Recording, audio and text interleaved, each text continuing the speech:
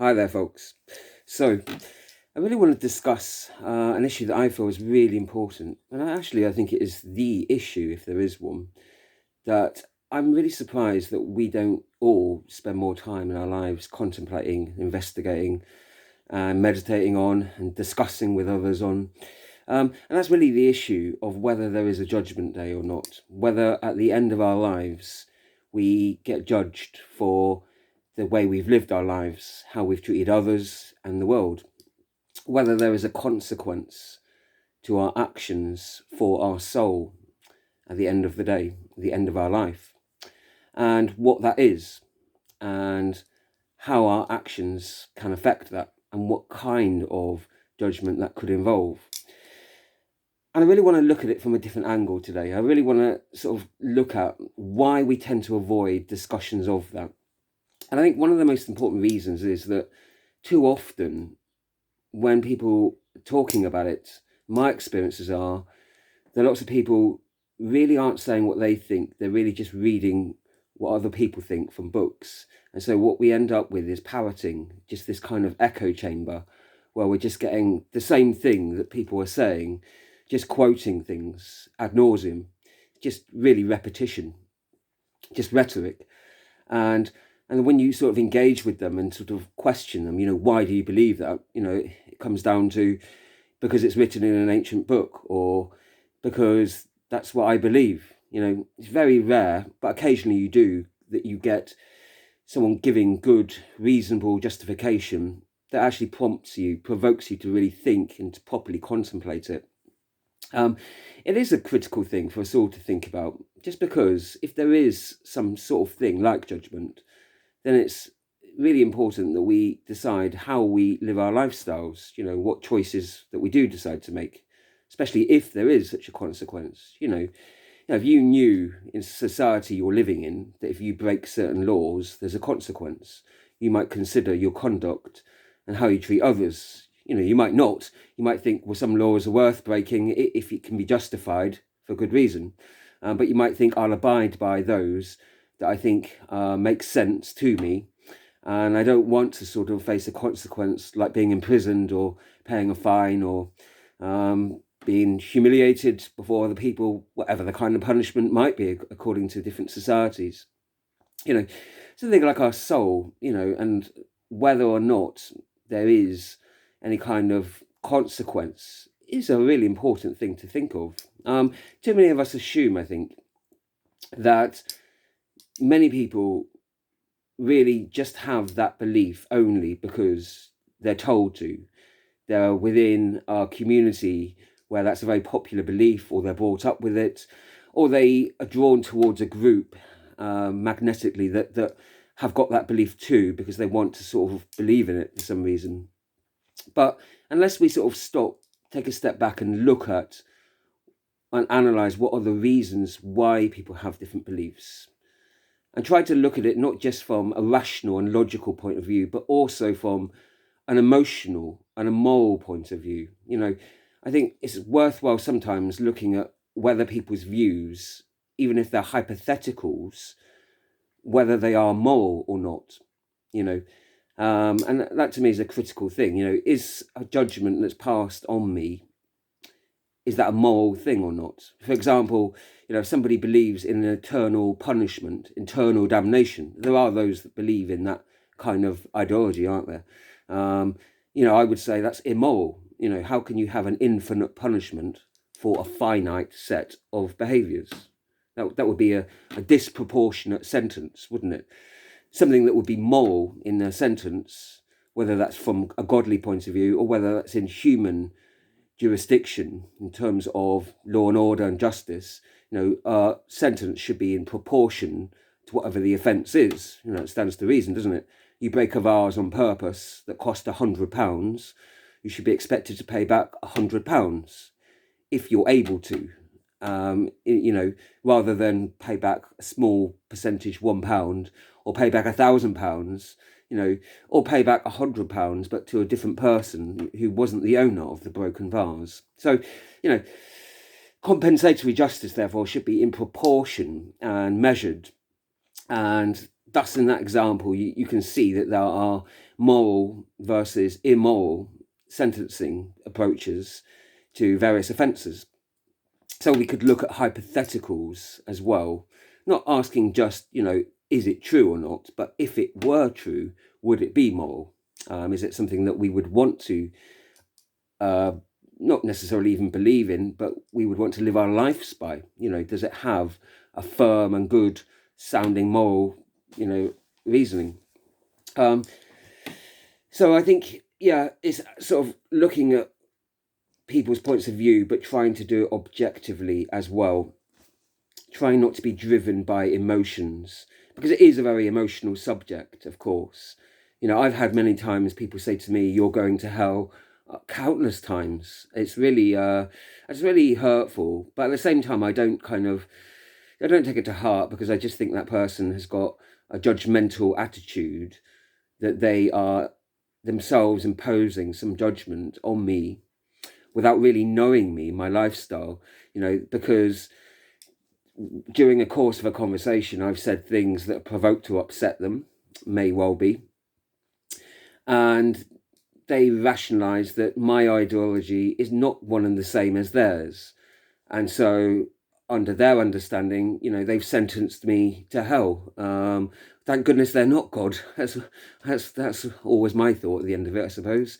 But it's sad that there are people that go out passing that kind of sentence on others from a serious point of view. I mean, I could sort of laugh about that just because they are a few trolls online who are, spreading hate. And, we need to be careful before assuming that some people's version of judgment reflects what judgment really is. Just because some people may negatively portray it, they may have this thing called moral absolutism, and that's where you assume that you have a monopoly on an understanding of morality, and that you are in a position where you are able to pass judgment on other people. Now, to pass any real sound judgment on others, you need to obviously have sufficient evidence of their character, of their conduct. You need to know who they are, what their background is, what kind of things they've done, not just over the last few days, weeks or months, or what's in the public realm, but how they've lived their whole lifestyle. What are all of the choices. You need to know a true representation of that person. And do we really have access to that kind of knowledge about someone? Sometimes, perhaps, but more often than not, no, we don't. We don't often. And so very often you find that people are passing these kind of judgments on others, lacking sufficient knowledge. They're not omniscient like God would be if there's a God. Our knowledge of each other is limited. So people making these kind of moral absolutist judgments on each other, that really portrays the whole ideology of there being a judgment at all in a very bad light, but it doesn't necessarily represent the truth in any way, just their own distorted versions of it, perhaps. So it was easy for me to laugh at other people casting such judgments on me. But I can imagine a situation, you're living with a family and they disapprove of something you're doing, and the whole of the family repeatedly are telling you you're going to hell on a regular basis. It's very hurtful and very manipulative and controlling. But I suppose it depends on what that moral behaviour is, whether it really is truly harming other people, and therefore what reasoning the family would have to have that verdict. Are they saying it out of love? Because they want you to change your behaviour, to help you improve your conduct, for the sake of yourself and other people too? Or is it because they've got some distorted notion of what's right and wrong, and they want to impose that upon you? It's very hard to say when you're young, of course, and to try and take an objective view of what morality even is. That's a whole debate, isn't it? And there certainly are areas that are disputable and contested, where we're not sure always what the moral right thing to do is in certain situations. Even when we might have access to sufficient knowledge, still, even then, we might not always know. But there are sometimes occasions where we do know. If I go up and attack a stranger, or an innocent person who's real no threat to anyone else, then I'm obviously an offender and I'm abusing them. If I do any kind of abuse intentionally and that has no good justification behind it, then I would say that is pretty much, whether you call that immoral or sin or whatever kind of language you use. But at the same token, if you go out and help someone and genuinely are helping them, have good intentions, and you've got nothing really to gain from that, then that could be said to be a good thing, a good virtuous thing, couldn't it? But you could dispute, of course, whether someone really does have anything to gain out of something or not. If you go out and publicize the thing that you've done to help others, then perhaps you've got a lot to gain in terms of publicity from it. So I think too often we do avoid discussions of judgment because we are wary, I am too, of all the rhetoric, and that it can too often just be people repeating and cutting and pasting various quotes at me without actually themselves personally engaging in the discussion, using the talk of other people to sort of answer you. It always seems a bit odd to me. If you really believe in something, you should be able to sort of give a talk and answer and be questioned yourself without having to sort of scurry off and rely on various others to answer for you. You have to give answers yourself if you really believe in something, don't you? Answerable yourself rather than sort of hide behind other people's quotes. I want to hear from your heart, from your mind, why you believe in something, not why other people believe in something. You have to come up with your own quotes and reasons for that.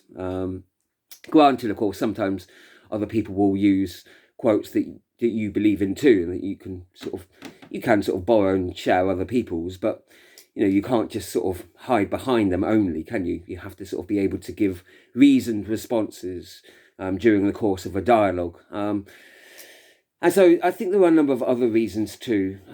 Too often that people hold too much onto what they believe to be their account of what Judgment Age will be. They've got an all-encompassing, comprehensive view that's got all of the answers, is totally Gnostic in the sense that it's all-knowing. They say, I've got an all-knowing belief system. I don't have any questions. There's no answers that I need to go out and look for. They're presenting themselves as a teacher, or what they tend to do is present a book as a teacher, as being all-knowing, that their job is merely to interpret the book, or merely to be a vehicle for the book to sort of pass through them. Whereas that sort of discounts the idea that they have any responsibility both to think and discern and to make moral judgments and to investigate for themselves. And it negates the whole idea also that they are not teachers of life, but we are also teachers and students as well, and that we're all on a learning curve, on a journey, and that we all have lots of information we don't know, and that we have to learn through our life experiences. You would hope that you have learned valuable lessons over the many years of your experience in life, things that you didn't know many years ago, and you've changed your feelings and your actions regarding those things. You may have improved on some things, you may have not improved in other areas still, but you would hope during the course of many years that you've improved on some areas at least, and that you might continue improving in other areas. That's not true in all areas, and certainly some things we can also regress in, of course. We can make progress forwards and regression backwards sometimes, or no progress at all in some areas. But the whole idea of anyone having an all-knowing kind of knowledge about everything, and that they have nothing left to learn whatsoever, I think that's a fraudulent kind of way of looking at the world myself, personally. And I don't like the idea either of there being any book or document or film or any kind of program that's all-knowing either. I just haven't found that to be truthful in my experience. I found even the best kind of books to have some good, inspirational, perfectly valid material that provokes good, interesting discussion, and it's got some good, worthy ideas. But I've also found those to have some flawed ideas that are deeply wrong as well. And I found that about the best books. The worst ones have no good, valid ideas, quite frankly, but the good ones have some good and some bad, at least. And it's up to us as individuals to consciously try and discern with those by engaging in a book or program or film, very much how we engage in other people, by not assuming that anyone is all-knowing or all perfect or infallible, because the authors of those books, the scribes, the translators, and the preservers of them, and the interpreters too, they all are human and they all are capable of making mistakes, just as we all are. So if you say or claim that a book has a perfect representation of any such subject, but in particular we're talking about judgment, then you make a claim that the people that were writing those books or translating those books as well, that those people were capable of doing perfect things, that they themselves were infallible. Now, if that's your experience in life, that there are some people that are able to perform perfect things, my experience is not that, is otherwise, is that we all make mistakes, even if they're small margins of error or large ones sometimes, that to a varying degree we will all make some mistakes. And that's even when we're well-intentioned and trying to do things right. And very often, of course, we're not. Very often we deceive ourselves. We don't want to write things that are honest and truthful that could hurt others or hurt ourselves. And so there are many motivations where we might not want to write or say the whole truth in many situations as well. And that's true of authors, of books, of translators, of scribes, and of people that are interpreters also. Why would we judge authors of books as any different than any other profession, like directors or producers or actors of films, that can make very inspirational products or programs, but also they can have very much mistakes too. And that, the idea of consuming any media passively, unquestioningly, and assuming it to be infallible in terms of anything and looking at anything dogmatically, that is very problematic. So I think there was a whole problem with that. The whole idea of assuming that we have any all-knowing account makes that assumption that we don't all have some things to learn and blank pages in our books to be filled out still. And there are some other reasons why I think that we tend also to avoid discussing something like Judgment Day. It is provocatively a very emotional subject, but it depends on how you talk to people about it.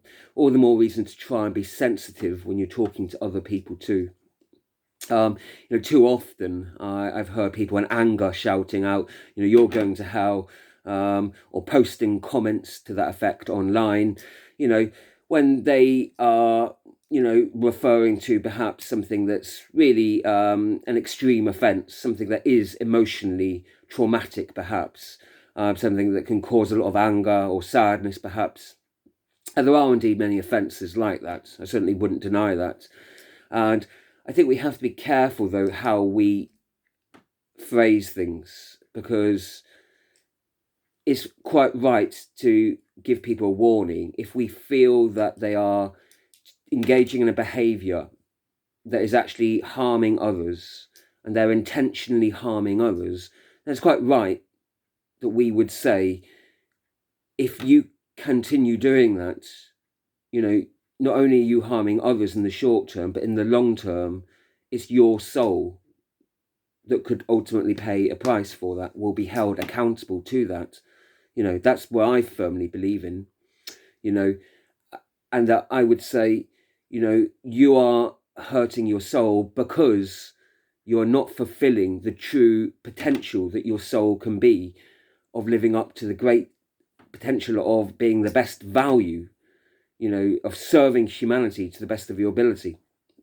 And I do believe in a fair God and in a fair judgment. So I think I would, as well as saying, not just you, but we all will be held accountable for our actions.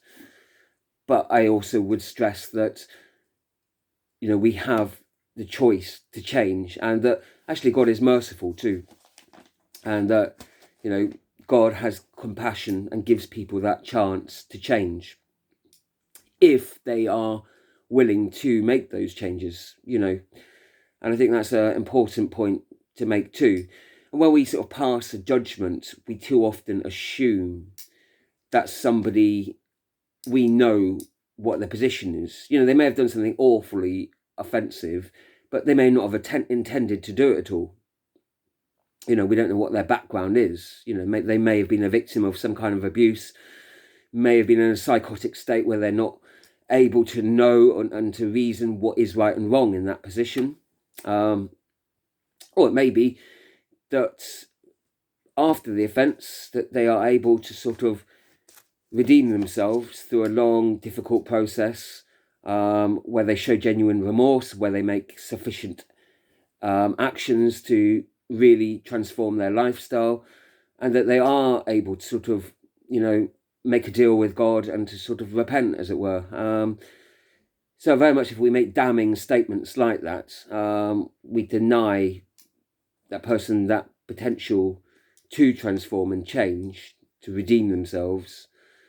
Also, we assume that we know sufficiently the knowledge about why they did what they did. Sometimes we might know that knowledge, sometimes we might be wrong in that too. But it's not just making judgment that people going to hell and that I hear often. You often hear people saying at funerals that so-and-so is going to heaven or this. I hear that quite often too, actually. And, it's quite difficult, isn't it, when you hear a grieving family member and they want to sort of ask you, about where their family member is, and what do you say? It's too often you want to sort of comfort them, don't you? You want to say, oh yes, they'll be in heaven, I'm sure. I can't say that. I can't make that judgment. I can't know where they are. All I can know, I suppose, from my own viewpoint, is that God will make the right judgment for them, and that they're in God's hands. Therefore, but I can't know that they will be in heaven or hell, or that they won't be reincarnated, or whatever other judgment that God might decide for them. I can't know that because I'm not omniscient or all-knowing. I don't have full knowledge of the entirety of how they've lived their lives through their lifetimes, through the decades, through the months, the years, the weeks, the minutes, the hours, and so on. I wouldn't know all that. How could I? And I might know a few chapters of them, most. I'm not inside their head, even if I know they might have done some really good things or bad things, or things that appear good or bad. I don't know what their intentions were. So I don't have enough sufficient evidence to make those kind of judgments, even if it might seem comforting to other people, to comfort people with a lie and things you don't really know. It is actually not really comforting at all in the long term. It's just trying to say nice platitudes, isn't it, to please people. It doesn't, but it doesn't really, it wouldn't wash with me anyway. I wouldn't believe it anymore if people said that. I would want to question it more. That's all. And I want to say, why do you believe that? On what basis? And I think it's always right to question things. Don't take anything as gospel, as absolute, as infallible. Why should you?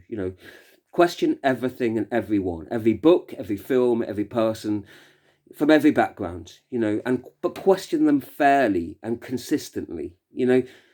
Question them in the manner that you would wish to be questioned also yourself. And that's always a golden rule, isn't it? But